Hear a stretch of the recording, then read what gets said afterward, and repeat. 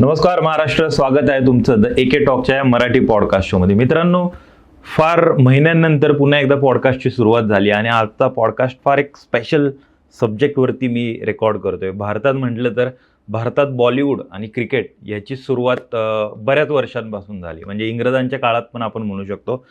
आजचा माझा जो गेस्ट आहे तो माझा खूप जुना मित्र आहे आणि सांगायला झालं तर 15 वर्षानंतर आम्ही पुन्हा एकदा भेटतोय. मला अजून पण आठवतंय ज्यावेळेस मी कुठेतरी स्वप्न पाहत होतो की मी 8 वर्ष जवळपास हॉकी खेळलो, पण साईड बाय साईड मी एक स्वप्न पाहत होतो की मला एक क्रिकेटर व्हायचं आहे, पण ते स्वप्न मी साकारू शकलो नाही.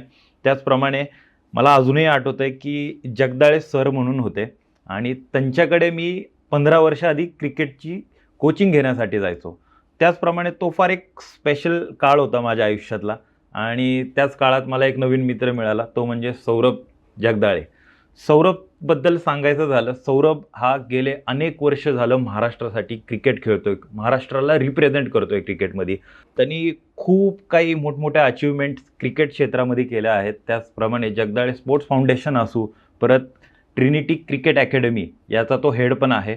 तर एक फार उच्च स्तरावरती क्रिकेटला घेऊन जाण्याचा तो खूप मोठा प्रयत्न करत आहे. 400हून अधिक खेळाडू त्यांच्या अकॅडमीमध्ये आत्ता ट्रेनिंग घेत आहे. तर आज आपण जाणून घेऊया सौरभ जगदाळेची ही special journey. The AK talks.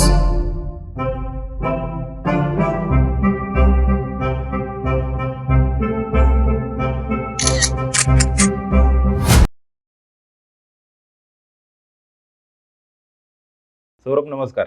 Thank you. कसं वाटतंय द एके टॉकच्या मराठी पॉडकास्ट शोमध्ये? खूप चांगलं वाटतंय. I feel special. खूप वर्षानंतर आपण भेटतोय आणि कधीच असं वाटलं नव्हतं की परत आपण एक 15 वर्षांनी एका पॉडकास्टला भेटू. So I really feel special and I thank you for inviting me for the podcast. अर्थातच सौरभ सोशल मीडिया असो किंवा आपल्या वेबसाईट आहेत बरोबर, स्पोर्ट्स फाउंडेशनची वेबसाईट आहे किंवा सौरभ जगदाळेची जी पर्सनल वेबसाईट आहे त्याच्यावरती पण मी खूप काही गोष्टी पाहिल्या या पॉडकास्टच्या आधी आणि मला असं पर्सनली कुठेतरी जाणवलं की चला यार, आपण कुठल्या तरी गोष्टीची सुरुवात केली. पॉडकास्टला खूप सारे लोक येऊन गेले ज्यांनी आंतरराष्ट्रीय स्तरावरती काम केले, नॅशनल लेवलला काम केले, ग्राउंड लेवलला पण बरेच लोक काम करत असतात, पण त्यांना कॅमेरासमोर यायची संधी मिळत नाही. तर मला असं कुठेतरी वाटलं की आज सौरभला बोलून घेऊया आणि क्रिकेट ह्या क्षेत्रामध्ये कोणत्या गोष्टींची कमतरता आहे किंवा क्रिकेटमध्ये जर कोणाला करिअर करायचं असेल तर आपण ह्या सब्जेक्टवरती आज आपण बोलूया असं मला वाटतं. काय सांगशील सौरभ, कशी क्रिकेटची सुरुवात झाली? माझे वडील क्रिकेट खेळले होते आणि मग त्यानंतर जसं त्यांनी क्रिकेट खेळणं थांबवलं, त्यांचं एक स्वप्न होतं की मी त्यांना जे करता आलं नाही करिअरमध्ये ते मला कुठेतरी ते माझ्यात ते स्वप्न बघत होते आणि त्याच्यामुळे त्यांनी मला क्रिकेट मध्ये आणलं. मग हळूहळू छोट्या एजपासून मी क्रिकेट खेळत गेलो. तेच माझे पहिले कोच होते आणि त्याच्यानंतर मग हळूहळू जसे जसे पुढे स्टेप्स येत गेले क्रिकेटमध्ये, आय स्टार्टेड डुईंग इट. महाराष्ट्रासाठी खेळलो, मग कॅप्टन्सी केली आणि मग नंतर भरपूर वर्ष कन्सिस्टंटली महाराष्ट्र क्रिकेट असोसिएशनमध्ये चांगला परफॉर्मन्सेस करत गेलो आणि obviously I was lucky to play so much cricket in my life. Exactly. मला हाच एक प्रश्न विचारायचा आहे की लहानपणापासून घरात एक क्रिकेटचं वातावरण होतं बरोबर.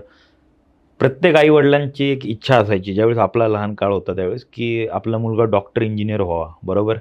वडिलांना असं कधी वाटलं होतं का की शिक्षणाकडे कमी लक्ष गेलं पाहिजे आणि क्रिकेटकडे जास्त लक्ष गेलं पाहिजे? काय विचार करायचे तुझ्याबद्दल?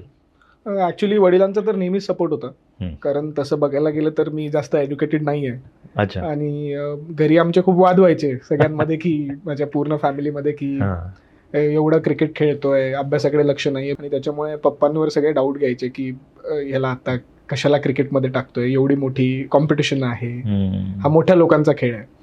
पण तरी I think Jagdale sir believed in me that I could do something आणि मग त्याच्यामुळे ते मला सपोर्ट करत गेले. अभ्यासाकडे तर ऑब्व्हियसली दुर्लक्ष होतच होतं, पण त्याच्यासोबत I also made sure that जेवढा मला टाईम आहे तेवढा मी एज्युकेशनला पण दिला. आणि चांगल्या मार्क्सने मी पास व्हायचो. ओके. पण मला आठवतंय की शाळेच्या जर्नीमध्ये क्रिकेट खेळत असल्यामुळे I don't remember any good time where I attended school. Okay. मी नेहमी प्रॅक्टिस सेशन्स मॅचेसमध्ये असल्यामुळे मला कधी शाळेत जायची संधी भेटली नाही. अर्थात शाळेत असताना तू जसं सांगितलं तू क्रिकेट खेळायचा, बरोबर. शाळेत असताना जगदाळे सरांचा मुलगा आणि स्वतःचा गेम म्हणजे परफॉर्मन्स ह्यामध्ये कोणत्या गोष्टीचा जास्त प्रेफरन्स दिला जायचा, की जगदाळे सरांचा चिरंजीव आहे म्हणून तुला फेवर दिला जायचा का तुझ्या गेममुळे दिला जायचा? पहिलं तर जोपर्यंत मी परफॉर्मन्स करत नव्हतो तोपर्यंत जगदाळे सरांचा एक नाव म्हणून बघितलं जायचं. बरोबर. पण नंतर जसं जसं मी चांगलं खेळत गेलो, चांगले हा. परफॉर्मन्सेस करत गेलो, अचीवमेंट्स होत गेल्या आयुष्यात, तसं मग ऑब्व्हियसली माझं सेपरेट एक ओळख निर्माण झाली. आणि मग हळूहळू माझ्या नावाने ओळखायला लागले. पण I think it is all because of Jagdale sir. त्यांच्या कष्टांमुळे आणि त्यांनी जी बिलीफ ठेवली माझ्यामध्ये क्रिकेट खेळण्यासाठी, क्रिकेटमध्ये मला चांगलं काहीतरी अचीव्ह करण्यासाठी, त्यांच्यामुळे I think I am here. कोणता तो क्षण असा आहे जो शालेय जीवनात एक म्हणतो ना, एक आपण एक बेस्ट मेमरी, असा कोणता एक क्षण आहे क्रिकेट संदर्भातला? क्रिकेट संदर्भात मी NCL मध्ये होतो. ओके. आणि मॉडर्न NCL. आणि पहिल्यांदा अर्जुन तेंडुलकर पुण्यात खेळायला आलेला. ओके. आणि तेव्हा अर्जुन तेंडुलकरच्या टीम अगेन्स्ट मी प्लेअर ऑफ द मॅच होतो. आणि माझा एक फोटो आहे अंजली तेंडुलकर मला मॅन ऑफ द मॅच देताना. ओके. तो फोटो माझ्या स्कूलमध्ये फेमस झाला होता. ओके. आणि आमचे जे शाळेचे संस्थेचे जे हेड आहेत संस्थेचे, त्यांनी मला बोलून घेतलं होतं. शाळेत मोठा सत्कार झाला माझा की खूप चांगलं करतोय. आय थिंक 8th मध्ये होतो तेव्हा मी. बरोबर. ती माझी शाळेतली एक खूप स्पेशल मोमेंट होती. आणि मग त्याच्यानंतर शाळेच्या सगळ्या जे बोर्ड्स असतात त्याच्यावर माझे फोटोज होते. आणि शाळेतल्या सगळे जिथे जिथे आपण जे पोस्टर्स लावतो छोटे छोटे सगळे, बरोबर, नोट्स आणि बोर्ड्स, आर्टिकल्स असतील, तिथे सगळीकडे माझे फोटोज लागलेले NCLच्या स्कूलमध्ये. तर मग that was a special moment. पहिल्यांदा मला असं वाटलं की मला तेव्हा फेम भेटली होती. एक्झॅक्टली. फार मोठी गोष्ट असते ती. सौरभ, काय सांगशील त्या मॅच बद्दल? त्यावेळेस चांगली बॅटिंग झाली होती का बॉलिंग झाली होती का कॅप्टनशिप होती, काय होतं त्यावेळेस? ती तर पहिली मॅच होती माझी जेव्हा मी अर्जुन अगेन्स्ट खेळत होतो. तेव्हा मी आय थिंक 100 रन्स केलेले त्या मॅचमध्ये. ओके. हां, तेव्हा पहिल्यांदा मला क्रिकेटमध्ये मी आय थिंक माझं नाव झालं मोठ्या प्लॅटफॉर्मवर. That was my first game wear I scored 100. I think Mumbai against खेळत होतो आम्ही. आणि मग त्याच्यानंतर हळूहळू गोष्टी येत गेल्या, मी चांगलं करत राहिलो. आणि त्या मॅचला मी बॅटिंगच केलेली इन शॉर्ट. ओके. मी specifically I was a batsman. Okay. I never bowled. Okay. Okay. ह्यालाच घेऊन एक सिमिलर प्रश्न, थोडंसं मी पुढे येतो. आजकाल पाहायला गेलं ना की म्हणजे मी एक प्रेक्षक म्हणून पाहतो, त्यामुळे पाहतो की प्रत्येक प्लेअर हा ऑलराऊंडर असतो, जो इंडियाला रिप्रेझेंट करतो, बरोबर. जसं तू सांगितलं की तू शाळेत असताना तू 100 केले पहिले मॅचला, तर त्यावेळेसपासून बॅटिंग असू किंवा बॉलिंग असू किंवा फिल्डिंग असू, बरोबर, त्याबद्दल तू स्वतःची जी डेव्हलपमेंट केली, त्या स्ट्रगल, त्या मेहनतीबद्दल काय सांगशील? जसं मी सांगितलं की जगदाळे सर आणि आमच्या घरात क्रिकेट असल्यामुळे आम्हाला सगळी प्रोसेस माहिती होती की क्रिकेटमध्ये जर मोठं व्हायचं असेल, चांगलं क्रिकेट खेळायचं असेल, परफॉर्मन्स करायचं असेल, तर ऑलरेडी घरच्यांना प्रोसेस माहिती होता. बरोबर. आणि मग आम्ही ते फॉलो करत गेलो. ऑब्व्हियसली हार्डवर्क तर होतंच. आणि खूप लवकर मला आठवतं मी 2 व्हीलरवर बसून प्रॅक्टिसला जायचो सकाळी. आणि आय थिंक दिवसभर आम्ही प्रॅक्टिस करायचो तेव्हा. आणि मला माझ्यासाठी पर्सनली खूप इझी होतं कारण आमच्या घरात क्रिकेट होतं, त्याच्यामुळे आम्हाला प्रोसेस माहिती होती. हार्डवर्क काय केलं पाहिजे, किती बॉल्स खेळले पाहिजे, टेक्निकमध्ये काय चेंजेस केले पाहिजे, मोठ्या लेवलला गेल्यावर काय तुम्हाला गरज असते परफॉर्मन्स करण्याची, किती फिटनेस लेवल्स पाहिजे, तुमचा माइंडसेट काय पाहिजे. सो घरात ॲज आय सेड घरात क्रिकेट असल्यामुळे मला खूप जास्त फायदा झाला की मला चांगल्या संधी भेटल्या, चांगला गायडन्स भेटला. आणि त्याच्यामुळे things were easy, I would say. Correct. अर्थातच. मला एक सांग, ज्यावेळेस तू क्रिकेटची प्रॅक्टिस करून यायचा त्यावेळेस पप्पा आणि तुझं काय डिस्कशन व्हायचं त्यावेळेस? ऑब्व्हियसली आमचं discussion was obviously about technique किंवा परफॉर्मन्स कसा केला पाहिजे, कसं अजून बेटर तू करू शकतोस. त्याच्यामुळे कधी कधी वाद पण व्हायचे एकमेकांमध्ये, कारण ते माझ्याकडे एक मुलगा म्हणून बघायचे आणि मी त्यांच्याकडे एक कोच म्हणून बघायचो. ते कॉम्बिनेशन ऑब्व्हियसली थोडं डिफिकल्ट होतं. पण आय थिंक आम्ही खूप टेक्निकबद्दलच डिस्कस करायचो आणि कसं क्रिकेटमध्ये मोठं बनता येईल आपल्याला. आपलं क्रिकेटमध्ये तुझं स्वतःचं नाव कसं होईल, तू अजून चांगला कसा घडशील, जे त्यांना करता नाही आलं ॲज अ प्लेअर, ते माझ्यात बघत होते. आणि त्याच्यासाठी जे काय गरजेचं असेल आय थिंक आम्ही त्याच्यावर डिस्कशन खूप जास्त करायचो. बरोबर. पण माझ्या घरी माझ्या मम्मीला क्रिकेट अजिबात माहित नाही. She doesn't know cricket at all. टीव्हीवर तरी पाहतेस का? हा, टीव्हीवर पण बघत नाही ती. आमच्या घरी क्रिकेटच माहित नाहीये माझ्या आईला. तिला हे पण माहित नाही मी बॅटिंग करतो का बॉलिंग करतो ते. अच्छा. सो काय सांगशील, पप्पांचं आणि क्रिकेटचं नातं आहे कसं आहे? Obviously Jagdale sir is very passionate. त्यांनी आज जवळजवळ 30-35 वर्ष ते कोचिंगमध्ये आहेत. पुण्यात, महाराष्ट्रात त्यांचं चांगलं नाव आहे. आणि त्यांचे जे क्रिकेटबद्दलचा रिस्पेक्ट आहे, जो पॅशन आहे, जी त्यांची प्लेअर घडवण्याची पद्धत आहे, प्लेअरला मदत करण्याची पद्धत आहे, क्रिकेटसाठी जे प्रेम आहे ते ऑब्विसली मला त्यांच्याकडून खूप शिकायला भेटतं. आणि खरंच ते खूप डेडिकेटेड आहेत. आज वयाच्या I think he is 58. But he steel dedicated towards the game. आणि ते आत्ता पण ते खूप हार्डवर्क करतात प्लेयर्ससाठी, क्रिकेटसाठी, आमच्या टीमसाठी. आमची जी टीम आता चांगल्या लेवलला जी खेळत आहे त्याच्यासाठी पण ते खूप हार्डवर्क करतात. त्याच्यामुळे ते एक प्रेरणादायक आहे. बरोबर. ते श्रद्धास्थान आहेत आमचे. बरोबर. अर्थातच असलेच पाहिजे. त्यांनी एवढ्या मोठ्या प्रमाणात खेळाडू तयार केले आहेत, त्यातलाच तू एक भाग. काय सांगशील, 12 वर्ष MCAसाठी खेळलाय, महाराष्ट्राला रिप्रेझेंट केले, तो पहिला क्षण ते आजचा क्षण, काय सांगशील त्याबद्दल? ऑब्विसली पहिल्यांदा मी महाराष्ट्रासाठी खेळलो जेव्हा मी 13 वर्षाचा होतो. ओके. मी तेव्हा महाराष्ट्रातला हायेस्ट रन गेटर होतो. आणि मग तेव्हा मी महाराष्ट्रासाठी खेळलो. मग त्याच्यानंतर जसं जसं मी स्टेट क्रिकेट खेळायला लागलो, आय थिंक त्याच्यानंतर मला कळत गेलं पुढे कसं आपल्याला स्टेट क्रिकेटला परफॉर्म करायचं आहे, कसं काय केलं पाहिजे, काय प्रॅक्टिसेस केल्या पाहिजे.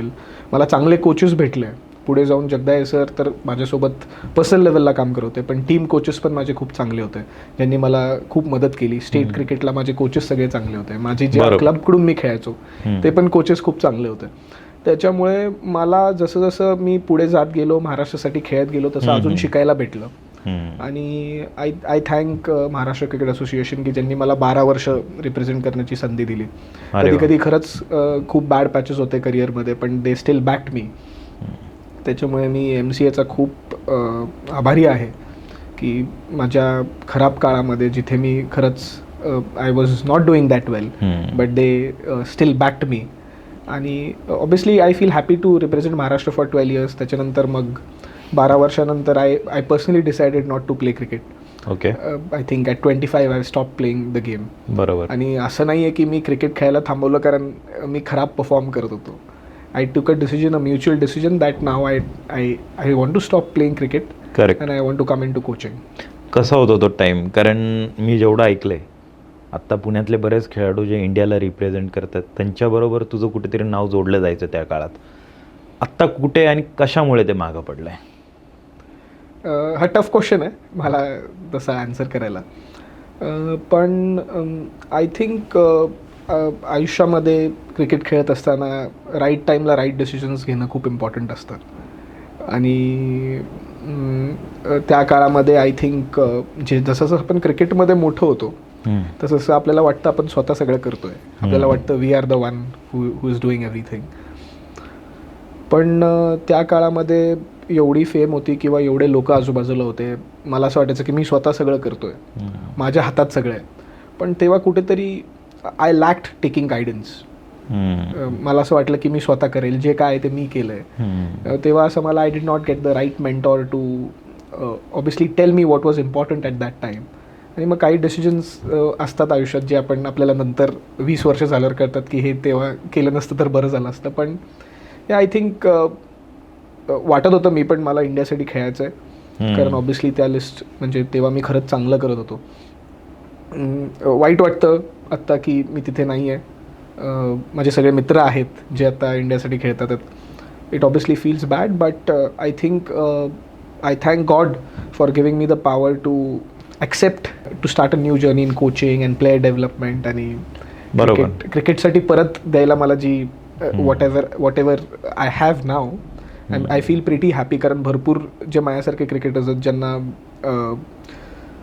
क्रिकेट खेळायचं ज्यांनी थांबवलं त्यांच्याकडे त्यांचं फ्युचर मला माहीत नाही आहे. पण ऑब्विसली आय हॅड आमच्या घरीच कोचिंग अकॅडमी होती, आमच्या स्वतःचा स्पोर्ट्स क्लब होता मोठा. त्याच्यामुळे it was very easy for me to shift from playing cricket to coming in to coaching. बरोबर. That journey was not that difficult. It was obviously easy, but the journey to accept that I'm not going to play cricket was actually very difficult. Correct, exactly. फार hard time असतो लाईफमधला, ज्यावेळेस आपल्याला एक time नंतर समजतं की आपल्या ह्या चुका झाल्या होत्या. पण अर्थातच त्यातून खूप काही चांगलं करतोयस तू आता. तसंच तू ट्रिनिटी अकॅडमीची एक सुरुवात केली, त्याचा तू हेड आहेस आत्ता, बरोबर? त्याबद्दल काय सांगशील? ट्रिनिटी अकॅडमी आम्ही 2021 मध्ये चालू केली. महाराष्ट्र क्रिकेट संघटनेमध्ये जर तुम्हाला खेळायचं असेल तर तुमचा एक स्वतःचा रजिस्टर्ड क्लब लागतो. ओके. नाहीतर मग तुम्हाला महाराष्ट्र क्रिकेट असोसिएशनच्या मॅचेस ज्या असतात, सिलेक्शन मॅचेस, त्या खेळता येत नाही आणि त्याच्यातूनच ऑब्व्हियसली महाराष्ट्राची टीम संघ निवडला जातो. पण कुठेतरी आमचा स्वतःचा संघ नव्हता, त्याच्यामुळे आमच्याकडे भरपूर जे चांगले प्लेयर्स जगदाय सरांनी घडवलेले ते बाहेरच्या क्लब्समधून जायचे, ज्यांना खरंच महाराष्ट्र क्रिकेट असोसिएशनला खेळायचं आहे. अच्छा. पण आम्ही भरपूर बसून चर्चा केली की आपले स्वतःचे आपण जे प्लेयर्स घडवतोय ते जर बाहेर जाऊन नाव कमवत असतील. 2021 मध्ये मी ट्रिनिटीचे आमचे जे हेड आहेत, आमचे ते पाहुणे आहेत, त्यांना मी जाऊन भेटलो की आपल्याला हे चालू करायचं आहे आणि ते जर केलं तर आपली स्वतःची टीम MCA मध्ये येईल. ओके. जे काही खेळाडू ट्रिनिटीच्या संघामध्ये सिलेक्ट होतील महाराष्ट्रातून कुठूनही, त्यांना आपण फ्री कोचिंग, फ्री एज्युकेशन आणि त्या मुलाची पूर्ण काळजी, म्हणजे दत्तक आपण त्या मुलाला घेतो आणि आपण मग त्याला घडवतो. बरोबर. आणि मग त्याच्यामुळे ट्रिनिटी आज कुठेतरी महाराष्ट्रात मी बघतोय खूप चांगले प्लेयर्स आमच्याकडून घडतात.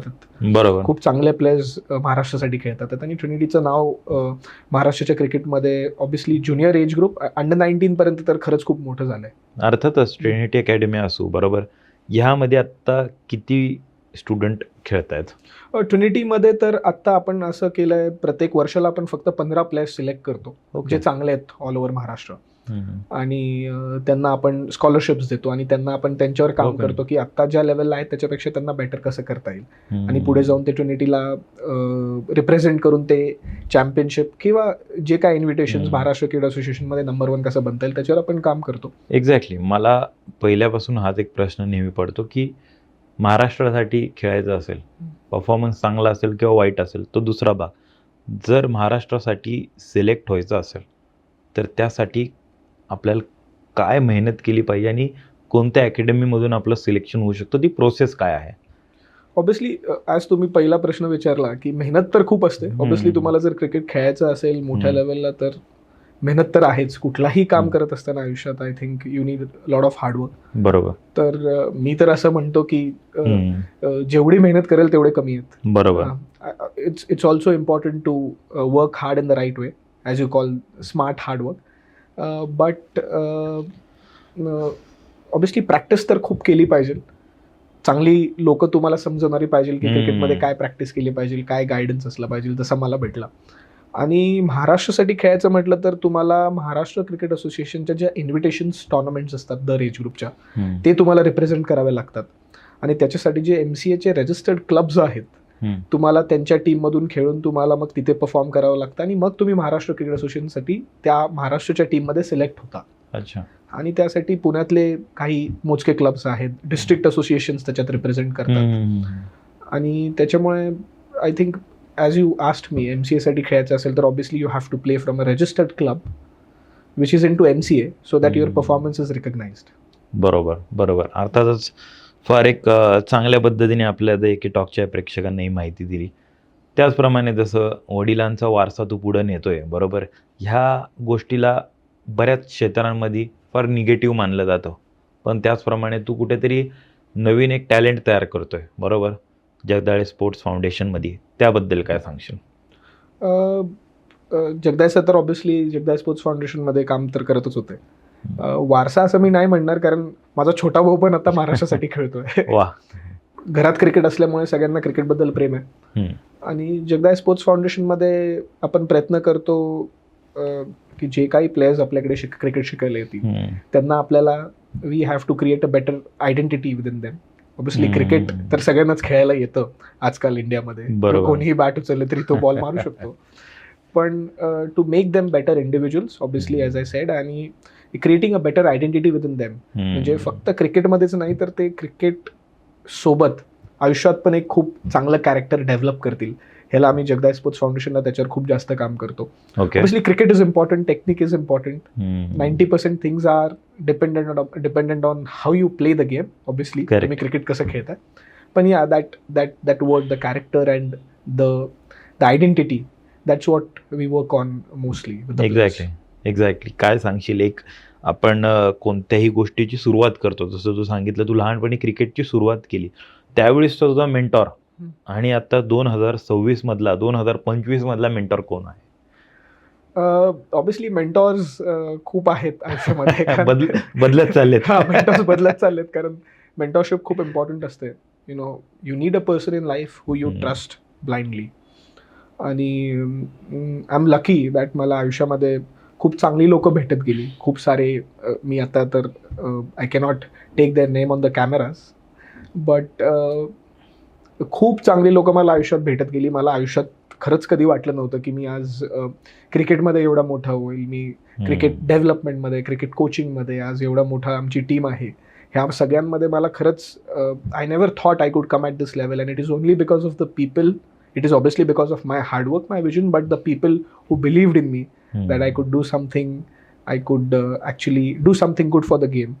आणि त्या सगळ्या लोकांमुळे, त्यांचा माझ्यामध्ये असलेल्या विश्वासामुळे, आणि ऑब्व्हियसली जे मेंटॉर्स आहेत, आय थिंक त्यांनी खूप मला मदत केली to come out of the failures which I faced in cricket, आणि मग नंतर टू जॉईन कोचिंग.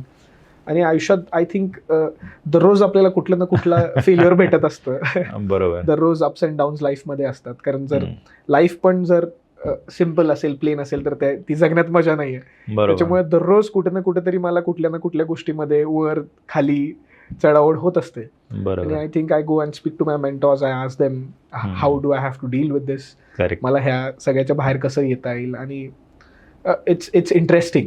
बरोबर. आयुष्यात कोणतरी एक आपल्यापेक्षा, आपण ज्याच्यावर विश्वास ठेवतो, असा व्यक्ती असणं खूप इम्पॉर्टंट आहे. कारण की काय आहे ना, की मी प्रत्येक गोष्टीमध्ये कोणाला तरी एक आयडियल ठेवून आपण त्या गोष्टी हे केल्यात. पण काय होतं ना, की मला असं वाटतं की मेंटॉर ठेवला पाहिजे, पण आपल्या मनाला जे वाटतं ते आपण केलं पाहिजे. कारण प्रत्येकाचा एक अनुभव आणि स्ट्रगल वेगळा असतो असं मला वाटतं.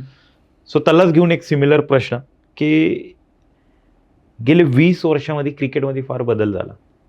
20 वर्षाआधी IPL नव्हती, बरोबर, आणि आत्ता IPL खेळायचं बऱ्याच लोकांचं स्वप्न असतं. प्रत्येकाचं एक विजन वेगळं असतं, की काही लोकांना देशासाठी खेळायचं असतं, काही लोकांना IPL खेळायचे असतं. प्रत्येकाचं एक विजन असतं. याबद्दल काय सांगता? ऑब्व्हियसली आता क्रिकेट एवढं वाढलं आहे इंडियामध्ये, ओव्हरऑल जगातच एवढं क्रिकेट वाढलं आहे. तुम्हाला IPL आणि जे प्लॅटफॉर्म्स आहेत क्रिकेट खेळण्यासाठी, वरती पोचण्यासाठी, ते खूप इझिली अवेलेबल आहेत. ऑब्व्हियसली क्रिकेट चेंज झालं आहे असं नाही म्हणता येणार. फक्त एक रेड बॉल क्रिकेटवरून व्हाईट बॉल क्रिकेट जरा जास्त वाढलं आहे, T20s वाढल्यात. त्याच्यामुळे I think I won't say that cricket is change, but obviously the opportunities which the players get right from a smaller level. जसं आता महाराष्ट्र क्रिकेटमध्ये आपण जर बघितलं तर महाराष्ट्र प्रीमियर लीग ची सुरुवात झाली आहे. तिथून काही प्लेयर्स डायरेक्टली IPLला ते पिक करतात. IPL मधून जर तुम्ही थोडंफार चांगलं केलं, if you actually have that skill to win games, तुम्हाला परत इंडियन टीममध्ये जागा आहे. त्याच्यामुळे एवढ्या सगळ्यात जास्त क्रिकेट ॲक्टिव्हिटीज ज्या चालू झाल्यात, त्याच्यामुळे इंटरनॅशनल लेवलला पोचण्यासाठी I think if you do well and if you are actually talented, it's very easy to reach at the highest level.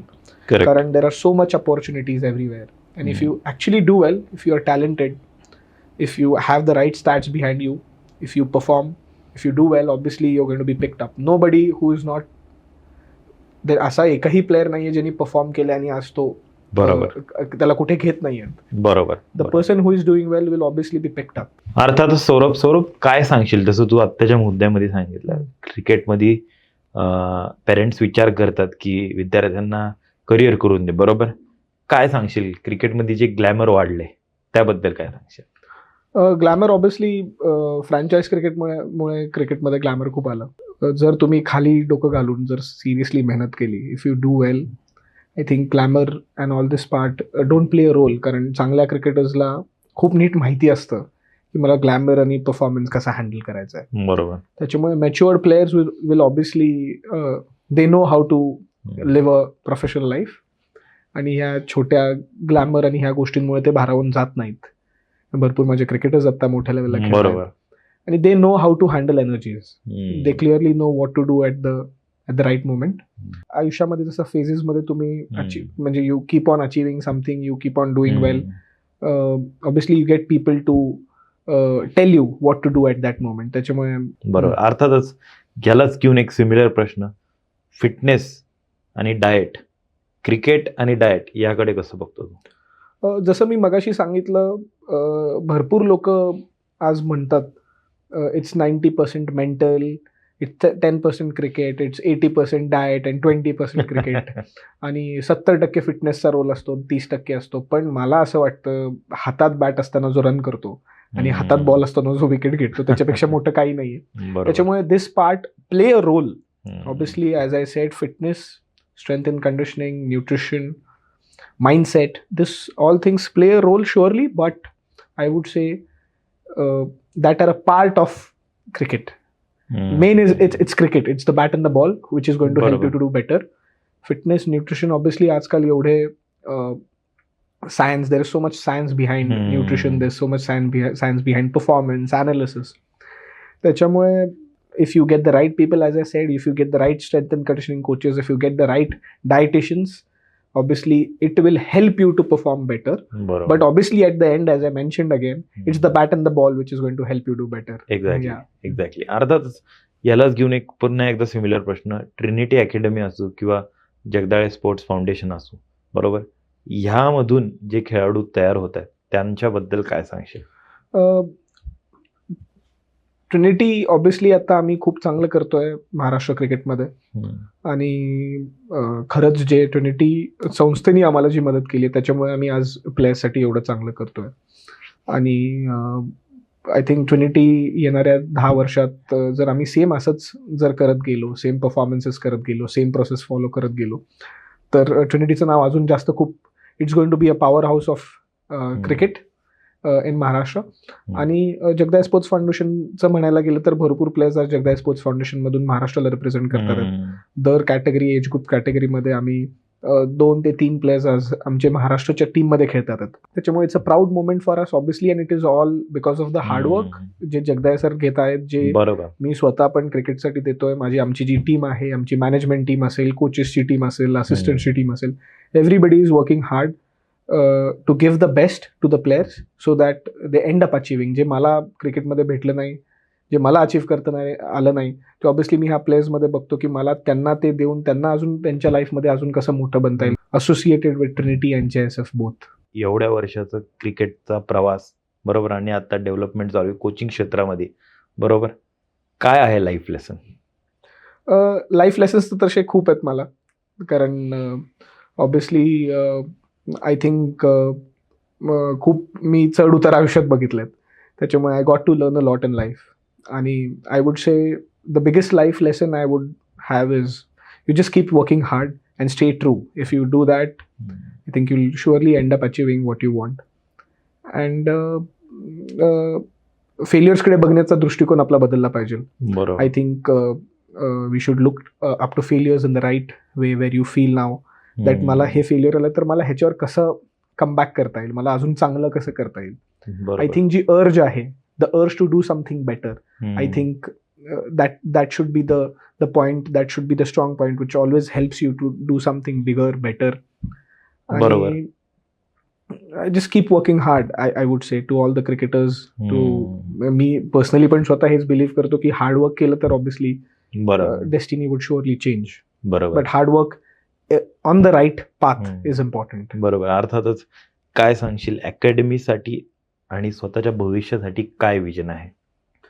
Obviously अकॅडमीसाठी the vision is जे क्रिकेटर्स आमच्याकडे येतात आहेत, भविष्यात जे लोक येणार आहेत, ऑब्विसली त्यांच्यासाठी मला चांगलं करायचं आहे. जे मी क्रिकेटमध्ये शिकलो, जे मी माझ्या वडिलांकडून शिकलो किंवा जे माझ्या कोचेसकडून शिकलो, जे क्रिकेट खेळत असताना जे मी शिकलो, ऑब्विसली ते मला हे पास आउट करायचं. जे क्रिकेटर्स आता JSF, ट्रिनिटी ह्या दोघांसाठी खेळतात. ऑब्विसली क्रिकेट मध्ये अजून खूप चांगलं काम करायचं आहे. Obviously I just think I am 10% of it. 90% अजून बघायचं आहे, 90% अजून चांगलं करायचं आहे. आणि त्याच्यासाठी क्रिकेटसाठी, प्लेअर डेव्हलपमेंटसाठी, प्लेयर्सला आयुष्यात एक चांगली आयडेंटिटी घडवण्यासाठी, प्लेयर्सला एक चांगलं व्यक्तिमत्व बनवण्यासाठी इन क्रिकेट, जे काय प्रयत्न करता येतील मला ते मी करण्याचा प्रयत्न करतोय. Okay. ऑब्व्हियसली ह्याच्यासाठी आय थिंक क्रिकेट खेळणं इझी आहे, हम्म. पण एवढ्या लोकांची लाईफ बनवणं इट्स रिअली अ चॅलेंज. बरोबर कारण एवढ्या लोकांची रिस्पॉन्सिबिलिटी अननोईंगली आपण घेत असतो. बरोबर त्याच्यामुळे कधी कधी ऍक्च्युली खूप टेन्स्ड फिलिंग असते की प्रत्येकाला न्याय देता येत नाही आपल्याला क्रिकेटमध्ये, हम्म. प्रत्येकाला 100% देता येत नाही. बरोबर. Sometimes I really feel bad about it, but as we say, we have to carry on things, we have to learn from the failures, reflect. बरोबर. So yeah, that's how it is. अर्थातच सौरभ मी वेबसाईटवर पण पाहिलं आणि बरेच न्यूजला आर्टिकलही पाहत असतो की बऱ्याच खेळाडूंना अकॅडमीकडून किंवा तुम्ही पर्सनल लेवलला पण खूप सारी मदत करत असता किंवा गायडन्स देत असता. काय त्या फिलिंग्स आहे, काय त्या भावना आहेत? ऑब्व्हियसली जेव्हा एक प्लेअर चांगलं करत असतो, एखाद्या प्लेअरमध्ये जेव्हा आम्हाला दिसतात खरंच टॅलेंटेड आहे, we give 100% for him to become a better individual, to become a better player. आणि जेव्हा प्लेअरला आपण घडवत असतो, त्याला जेव्हा अपॉर्च्युनिटीज क्रिएट करून देत असतो, जेव्हा तो एक मोठ्या लेवलला खेळतो, तो महाराष्ट्रासाठी खेळतो, तो जेव्हा आपल्या देशाला रिप्रेझेंट करतो, तेव्हा obviously it is a very great feeling to see somebody growing in their life. ती ऑब्व्हियसली जी फिलिंग आहे इट्स मोर देन इनफ. कारण भरपूर लोक आज क्रिकेट आमच्याकडे खेळतात, बरोबर. भरपूर मुलांचं करिअर क्रिकेटमुळे झालंय आणि त्यांच्या त्या लोकांचे जे आशीर्वाद आहेत, त्या लोकांची जेव्हा आपल्याकडे बघण्याचा दृष्टिकोन असतो, बदलतो गुरु म्हणून बघण्याचा, तो एवढा स्पेशल असतो. आणि it's a very great feeling. म्हणजे मी खरंच सांगतोय, मला कधीच वाटलं नव्हतं की मी लोकांची लाईफ क्रिकेट थ्रू चेंज करू शकतो. मी नेहमी एक डिफरंट अँगलनी क्रिकेटला बघायचो, पण कोचिंगमध्ये आल्यामुळे, प्लेअर डेव्हलपमेंटमध्ये आल्यामुळे I look up to coaching and look up to players, look up to player development in a very different way. And the feeling to create somebody's life, the feeling to create players to play at the best level, ती जी feeling आहे ती खरंच खूप special आहे. आणि जेव्हा लोक भेटायला येतात, भरपूर लोक फोन करतात, दादा तुम्ही आमच्यासाठी हे केलं, वी आर ग्रेट, थँक्यू दादा, तू हे केलं माझ्यासाठी, तू हे केलं, ह्याच्यामुळे हे झालं, ह्या क्षणामुळे तुझे मला मदत केली, त्याच्यामुळे मला आज एवढा सक्सेस भेटला, तुम्ही मला त्यावेळेस असं सांगितलं, डिसिजन्स घ्यायला सांगितले, त्याच्यामुळे लाईफमध्ये आम्ही एक स्टेप क्रिकेटमध्ये पुढे आहोत. तर ते जेव्हा ब्लेसिंग्स लोकांच्या भेटतात, that is a very great feeling. आणि I feel myself so lucky that मला अशा क्षेत्रामध्ये काम करायला भेटतंय जिथे एवढे लोकांचे ब्लेसिंग्स आहेत, एवढी लोक सोबत आहेत, एवढे कनेक्शन्स क्रिकेटमुळे झालेत माझे, एवढे लोकांना मी ओळखतोय क्रिकेटमुळे. Obviously it is all because of cricket. जे मला cricket has given me back, it is so special. I am so grateful. I thank God, I really believe in God. I thank God for creating me an opportunity to work into cricket, to work into coaching, because this was something which I never saw. मला खरंच कधीच वाटलं नव्हतं that मी एवढ्या मोठ्या लेवलला काम करू शकेल आणि एवढ्या चांगल्या पद्धतीने क्रिकेटसाठी काम करू शकेल. So I am really grateful for what ever opportunities God has created to me, and I just want to give justice to that. Exactly. अर्थातच मी ह्यासाठी एकच गोष्ट बोलेल की सौरभ जगदाळेच्या मागे एक अदृश्य शक्ती आहे आणि तू त्या शक्तीचा फार योग्य असा वापर करतोय आणि ती शक्ती त्याचा रिझल्ट आम्ही न्यूजला पाहतच असतो. सौरभ, फार चांगलं वाटलं द एके टॉकच्या या मराठी पॉडकास्टमध्ये आज तुला पाहून, आणि फार इंटरेस्टिंग तुझी जर्नी. ट्रिनिटी अकॅडमी असो किंवा जगदाळे स्पोर्ट्स फाउंडेशन असो, ह्यामधून लोकांचे करिअर तयार व्हावे किंवा आयुष्य बदलावे हीच आमची अपेक्षा आहे. आणि फार उत्तम प्रमाणे तू आणि तुझे वडील फार छान अशा पद्धतीने गाईड करतायत सर्वांना. शुभेच्छा तुम्हाला. धन्यवाद. थँक्यू.